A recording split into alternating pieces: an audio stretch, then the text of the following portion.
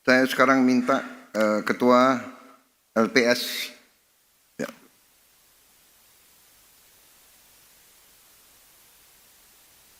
Karena waktu tadi sudah banyak diambil Ketua dan Anda hanya punya 2,5 menit. Enggak. It's only a joke, kan boleh kan? 5 menit boleh Pak? Ya 5,5 lah. Oke Pak. Izin Bapak Presiden. Assalamualaikum warahmatullahi wabarakatuh. Yang terhormat, Salam yang terhormat, sejahtera enggak usah yang terhormat lagi, langsung aja. Iya Pak, lanjut Pak. Jadi hadirin sekalian, kalau udah banyak ekonom presentasi, ekonom yang terakhir pasti keadaannya konyol. Karena semua bahan sudah dipresentasikan. Tapi saya akan coba melihat dari angle yang berbeda. Saya di LPS, saya concern terhadap prospek ekonomi kita ke depan. Karena kalau ekonominya memburuk, maka saya ke depannya akan kerja lebih keras. Jadi saya monitor terus kondisi ekonomi, dan triwulan keempat tahun lalu, saya sempat terkejut. Karena kondisi sepertinya memburuk. Kalau kita penjualan mobil, penjualan motor negatif, terus penjualan retail juga kontraksi, semen kontraksi, PMI manufacturing turun ke level di bawah 50. Saya pikir 2025 kita akan susah. Laju pertumbuhan dana pihak ketiga juga turun ke 4,5%. Untuk saya mengkhawatirkan karena income LPS akan turun. Tapi untungnya di bulan Januari tiba-tiba pertumbuhan DPK positif 5,5 menuju 6%, menuju level normal lagi. Jadi ada pembalikan di sana. Saya jadi concern, curious, apakah ini terjadi di across the board. Saya lihat penjualan otomotif sudah mulai positif tuh. Di bulan Februari 4% untuk sepeda motor, mobil 2,2%. Jadi ada pembalikan arah ekonomi. Kita lihat lagi retail juga yang gambar yang tengah atas itu sudah mulai positif tumbuhnya. Kita lihat lagi penjualan semen juga di bulan Januari Februari sudah positif pertumbuhannya. Semen ini ada hubungannya dengan investasi. Jadi sepertinya dari sisi demand ada pembalikan arah ekonomi, menunjukkan kayaknya baik-baik aja. Saya lihat lagi gimana kalau kita lihat dari sisi pedagang atau supplier. Kita lihat indeks PMI manufacturing, Purchasing Manufacturing Index. Itu di bulan awal tahun tuh tiba-tiba loncat ke positif. Februari tinggi, Maret agak turun sedikit, tapi masih levelnya tinggi 52,4. Artinya mereka atau para pengusaha, para manufacturer melihat ke depan kayaknya mereka melihat demand-nya tinggi sehingga mereka meningkatkan belanjanya.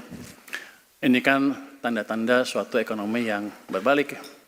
Tadinya di akhir triwulan lalu, mungkin paruh tahun lalu, keadaan memburuk semua.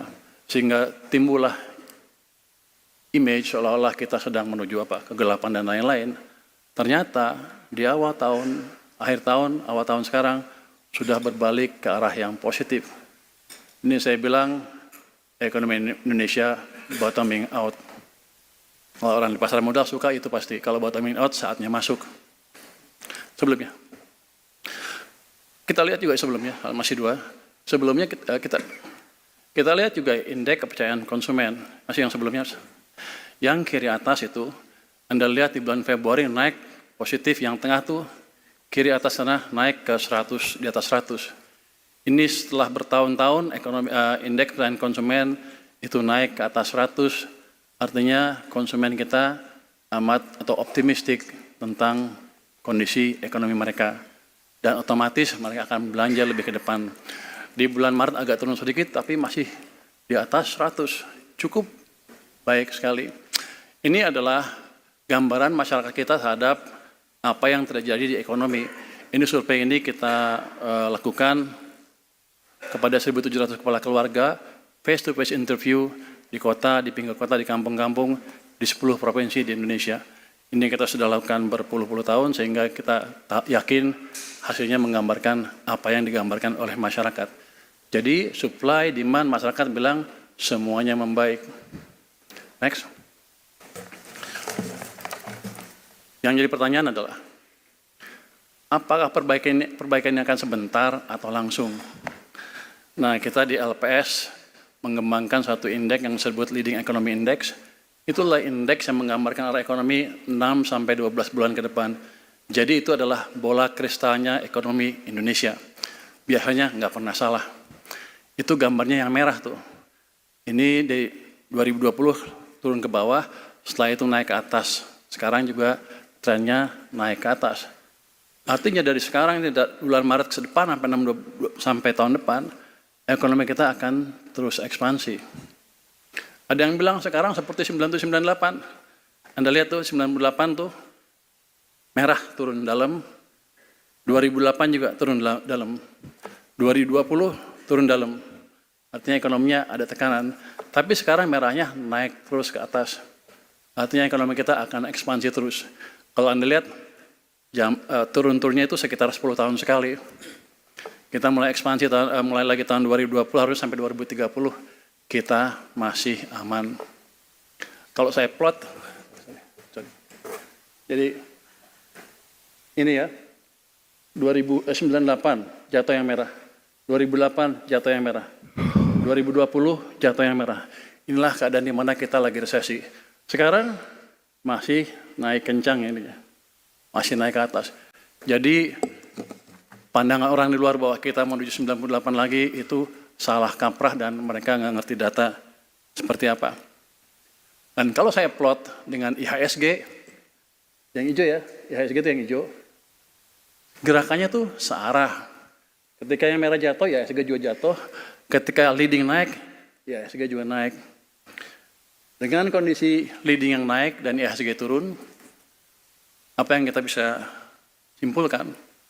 Kita bisa simpulkan market overreacting dan IHSG sudah turun jauh di bawah fundamentalnya. Jadi kalau Bapak-Bapak Ibu suka main saham, jangan lupa sekarang good time to buy.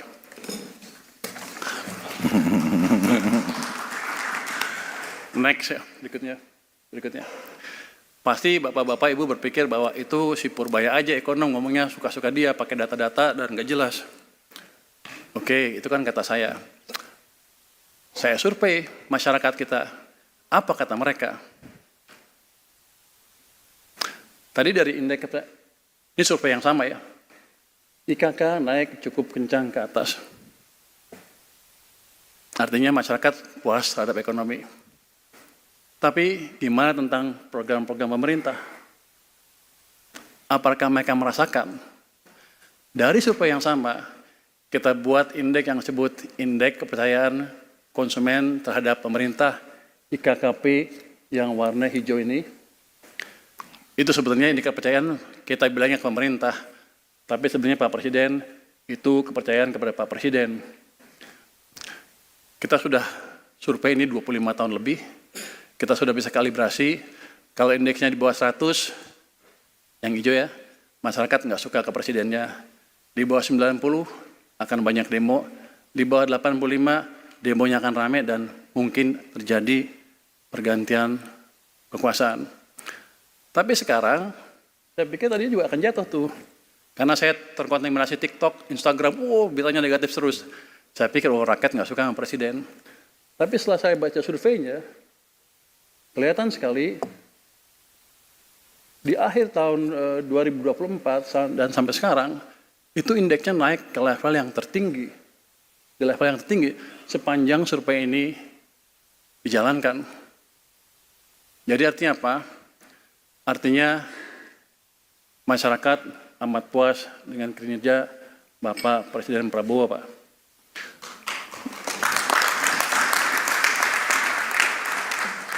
Artinya apa lagi? Artinya adalah stabilitas sosial politik akan terjaga. Karena apa? Kalau ada demo-demo pun, masyarakat nggak akan ikut turun. Karena mereka puas dengan keadaan yang dialami mereka sekarang.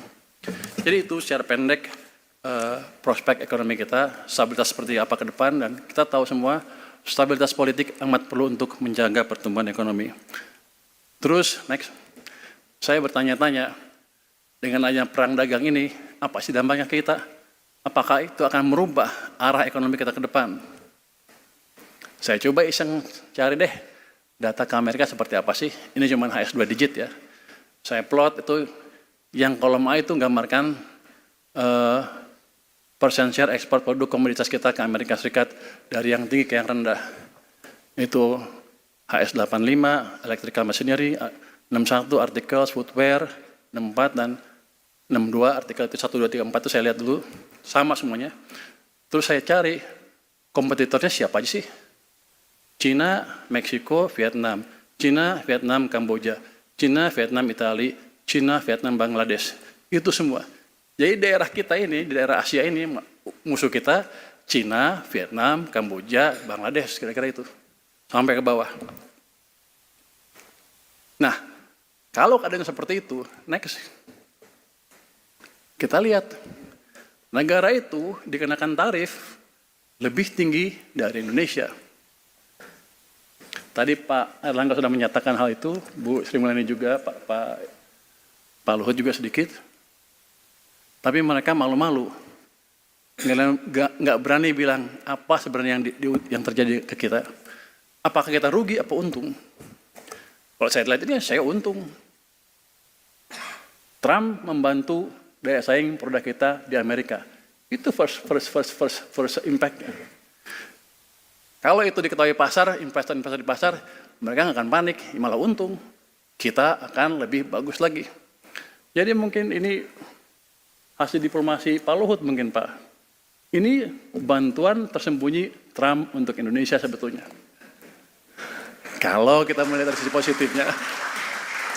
Jadi itu kita nggak usah takut. Kita malah untung. Kalau gitu strategi negosiasinya seperti apa? Diamin aja. Tapi kita harus waspada. Jangan sampai Vietnam dapat 0% itu. Itu utamanya. Ceteris paribus, kita untung. Nggak usah takut. Jadi itu, next. Terus seandainya global ekonomi kacau balau, apa kita harus takut juga? Enggak juga. Kenapa? Saya orangnya optimis banget ya, semuanya nggak apa-apa lah. Tapi kalau kita lihat datanya, kita lihat di situ. Domestic demand kita itu adalah pengeluaran konsumsi 63,36%, ditambah lagi dengan pembentukan modal tetap bruto atau investasi, itu adalah sekitar 32%. Kira-kira hampir 90% lebih, 95%. Let's say kita hitungnya ekspor aja deh. Excluding ekspor kita masih 75%. Kalau kita jaga domestic demand kita, global marit biar aja. Jadi langkah kebijakan yang saya lihat dari Pak Prabowo tadi dan Bu Sri Mulyani kelihatan sekali, kita memang menjaga domestic demand. Itu saya pikir langkah yang tepat sekali. Jadi santai aja kalau global marit. Nggak usah takut. Karena domestic demand kita kuat, dan selama kita menjaga itu, kita akan tetap tumbuh dengan baik. Artinya, pasar atau pemain di pasar, nggak usah terlalu khawatir. Ini ada dari IPB, dari IC, Pak Iskandar, itu tolong disebarkan ke pasar bahwa itu yang terjadi sebetulnya. Kalau saya ngomong ke pasar kan orang susah ngertinya. Kalau Anda kan ekonom gampang menjelaskan ke pasar. Atau Anda menduga saya juga ngibul? Enggak ya. Terus, bagaimana sebetulnya kondisi domestic demand kita sekarang? Apakah sedang jatuh, apa enggak? Next. Ini Pak Gubernur BI berperan besar, OJK, Menteri Keuangan, untuk menjaga stabilitas sektor keuangan sehingga fungsi intermediasi kita bisa berjalan terus. Next. Kita lihat pertumbuhan kredit tadi dibilang double digit. Tapi yang paling penting saya lihat itu yang merah, itu kredit investasi naik ke level sekarang 14,62%. Itu level yang tertinggi, di level kira-kira tertinggi selama berapa tahun terakhir. Kalau investasi kan pasti ngelihatnya ke depan, berapa bulan ke depan. Jadi ya, para pelaku bisnis kita sebetulnya sedang ekspansi, cuman mereka jarang ngomong di TikTok. Yang di TikTok kan yang nggak ada kerjaan, tapi yang kerja kan pasti yang ini. Jadi inilah gambaran sebetulnya. Ekonomi kita sedang ekspansi, kira-kira global turbulensi masalah perang tarif juga mungkin kita malah diuntungkan. Jadi prospek ekonomi kita bagus. Kalau Anda tadi suka main saham, masuklah sekarang sebelum terlambat. Mungkin demikian Pak update dari LPS. Terima kasih. Wassalamualaikum warahmatullahi wabarakatuh.